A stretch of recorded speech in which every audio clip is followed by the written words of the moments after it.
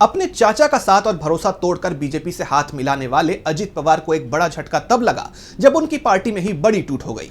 शनिवार को नागालैंड में अजित गुट की एनसीपी के सभी 7 विधायक सत्ताधारी एनडीपीपी में शामिल हो गए।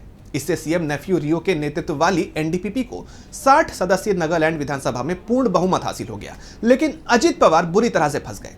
अब अजित पवार ने इन विधायकों पर कानूनी कार्रवाई करने का फैसला किया है। देखिए ये रिपोर्ट। नागालैंड में एनसीपी अजित गुट के 7 विधायक अब एनडीपीपी का हिस्सा बन गए हैं।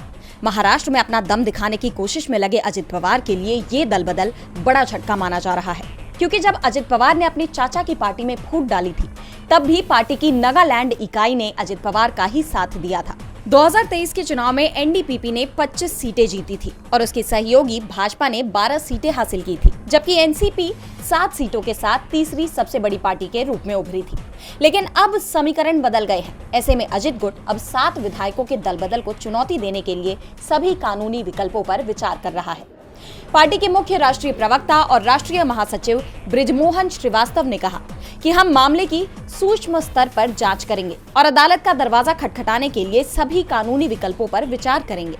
हमारी कानूनी टीम हर संभावना पर विचार करेगी। आपको बता दें कि एनसीपी विधायकों के इस कदम से नागालैंड विधानसभा में मुख्यमंत्री नेफ्यू रियो का बहुमत काफी मजबूत हो गया है, जिससे पार्टी की वफादारी और लोकतांत्रिक प्रतिनिधित्व को लेकर गंभीर चिंताएं पैदा हो गई हैं।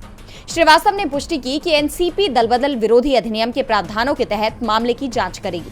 दलबदल के खिलाफ कानूनी उपाय पर सवालों का जवाब देते हुए उन्होंने कहा कि दलबदल विरोधी कानूनों के संबंध में कई न्यायिक मिसाल हैं।